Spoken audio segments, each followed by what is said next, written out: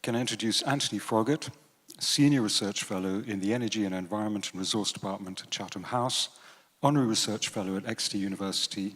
Antony is co-author of the World Nuclear Industry Status Report. Good afternoon. Thank you very much for the invitation to speak.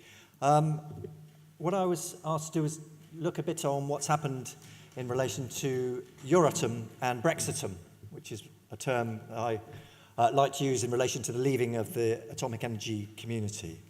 But before doing that, maybe I'll just introduce a couple of other points, because I think that there are probably three areas in which Brexit will impact upon the nuclear sector. And this is drawing upon a report that we published at Chatham House, done jointly with the University of Exeter and UKirk, that looked at some of the energy implications of Brexit. So I'll be drawing upon that work.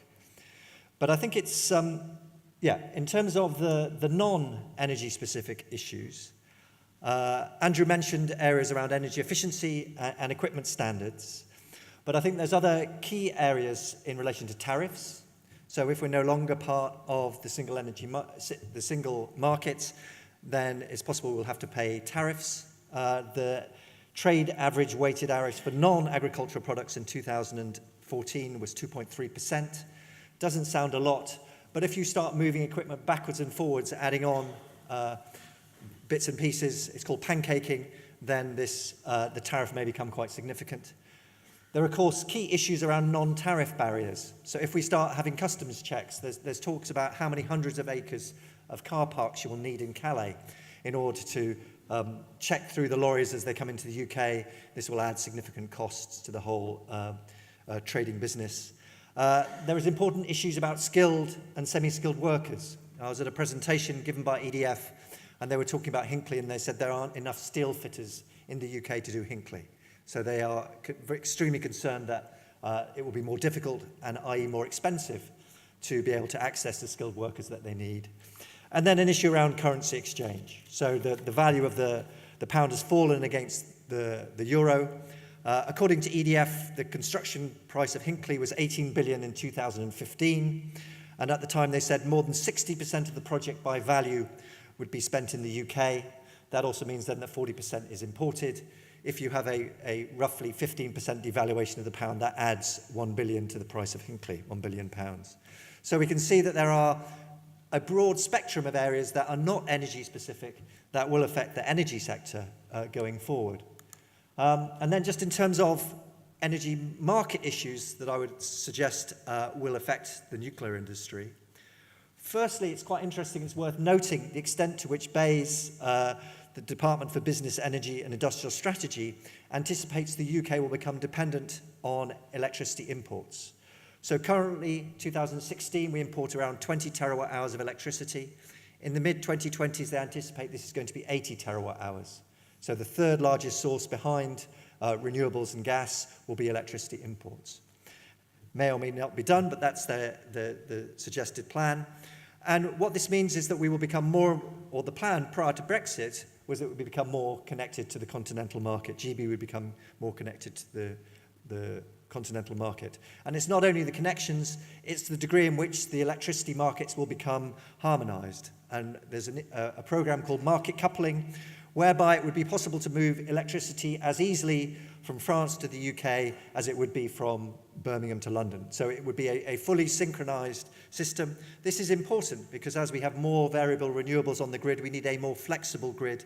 It would enable the interconnectors to balance on an intraday trading basis. So it moves to a more flexible grid.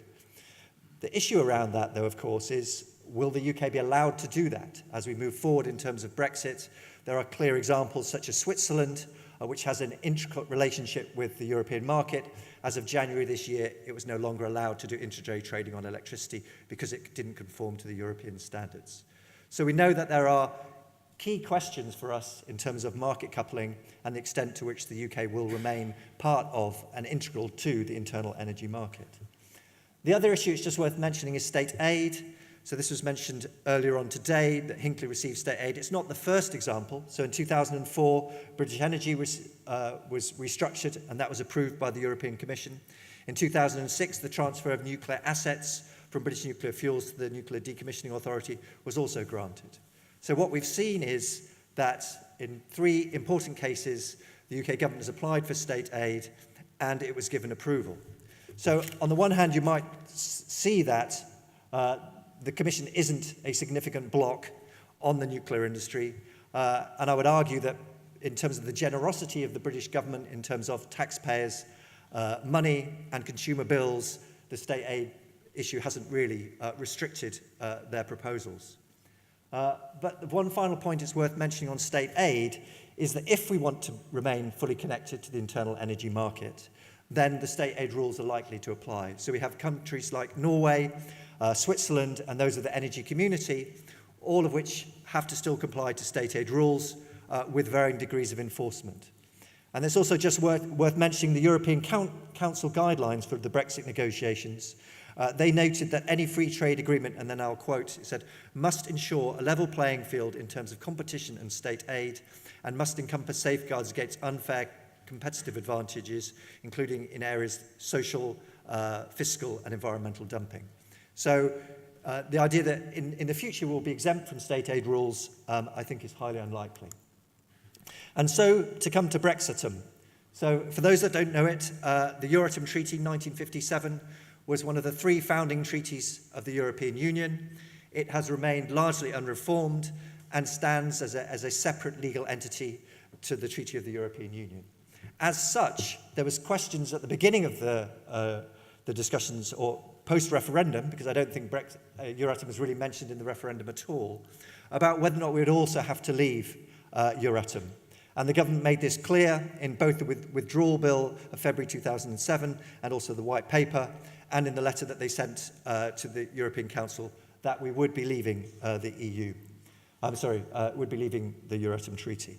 And this is just a pie chart that goes through what I think are the main areas of interest and things that people should consider during the coming months. So firstly, the nuclear material safeguards.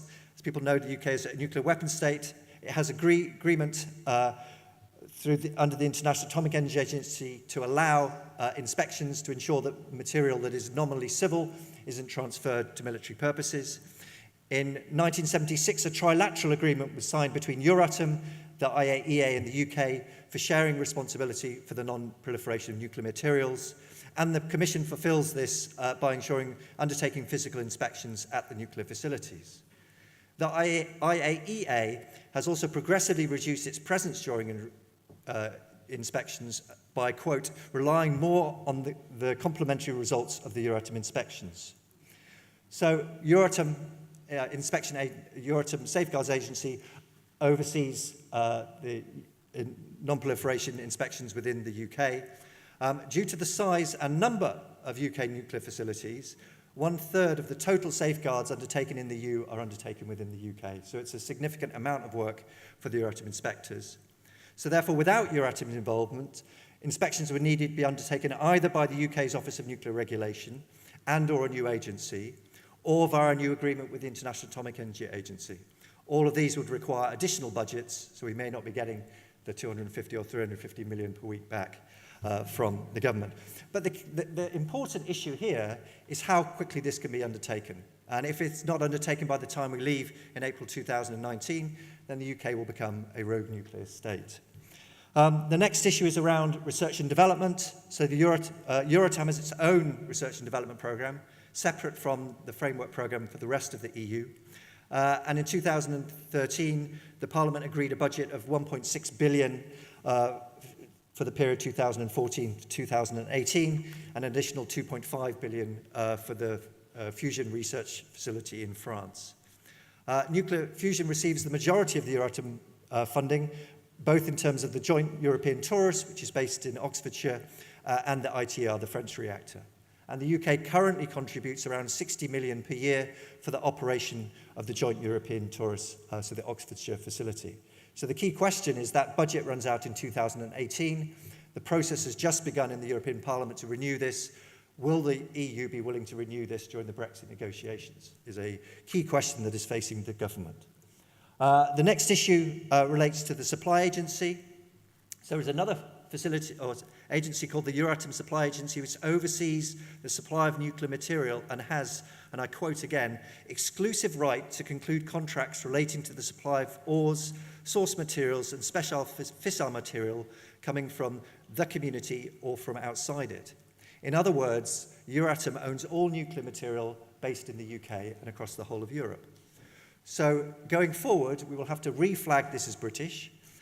This is a process that, as far I don't understand how long this will take, but I'm sure that it's going to be extremely complex. The next issue on my little pie chart relates to nuclear safety standards.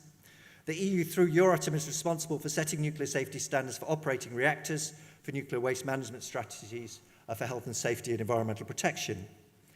Once the UK leaves Euratom, it will still have to abide by the nuclear safety standards that are, quote, enshrined in UK legislation, as well as those developed by the IAEA. This is through the Great Repeal Bill. However, going forward, there is a significant difference between the oversight and enforcement mechanisms of Euratom and the overarching framework undertaken by the International Atomic Energy Agency.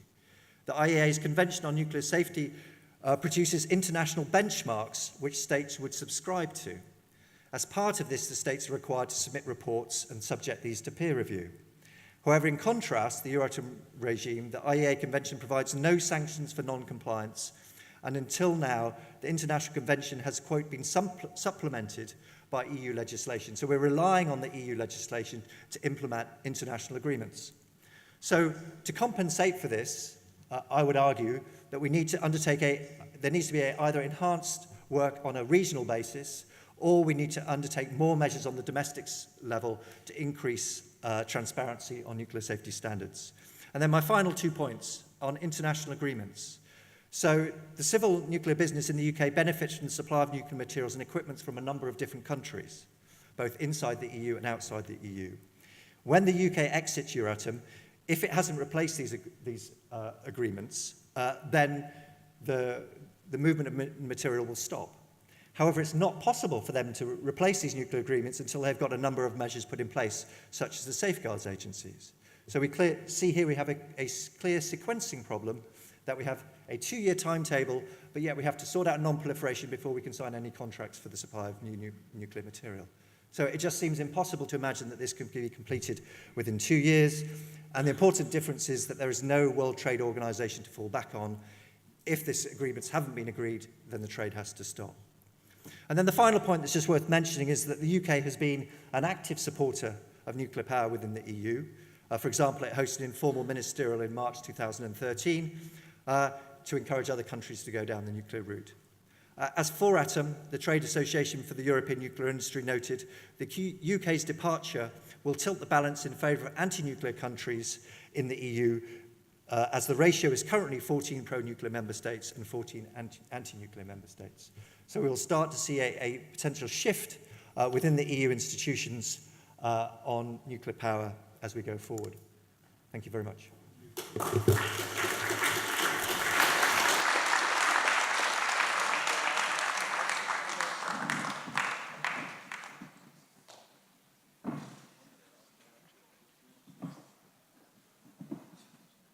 Thank you so much, Antony, for that very interesting, very detailed discussion. Can I introduce somebody whose credit here is not as long as others, but is, as we all know, Dr. Doug Parr is Chief Scientist and Policy Director at Greenpeace UK.